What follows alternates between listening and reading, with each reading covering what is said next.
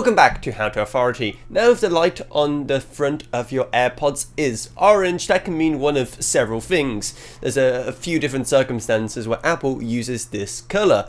If the colour is just solid with the AirPods inside, that means that everything is normal and they're simply just charging. However, if the light is still solid orange while the AirPods are out of the case like this, then that means that there isn't enough actual power left in the AirPods case to fully charge the AirPods for once you insert them yet again. So if the solid orange light is on, the best thing you can do is just to leave your AirPods to charge a bit longer, and it's gonna quickly go away with absolutely no issues. However, there's one more way you can see the orange light, and that is a fast blinking orange light. What on earth does that mean? Well, that means that there's some issue connecting wirelessly or via Bluetooth to your device, and there's several different things you can do when that's happening. By far the easiest step you can take at this point is to just reset the connection to your iPhone. So just swipe up on your device like this and then hold down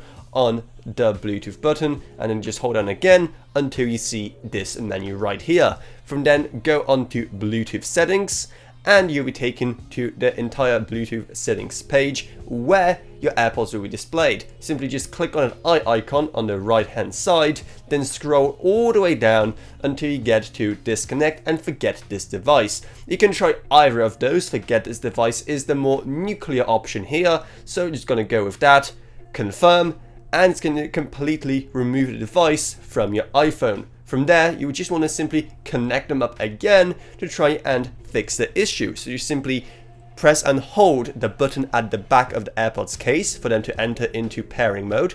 You are going to hear a little chime when that is available, and then simply just once again click on the AirPods to link them to the iPhone, and hopefully that's going to fix the issue. But what if that doesn't work? Well, then the problem could be a bit more serious. The first thing you want to verify is to make sure they can actually connect to any device via Bluetooth, be it a Mac or a PC or a smartphone from a company other than Apple. Just try with anything you have to make sure that these things still work with any other device.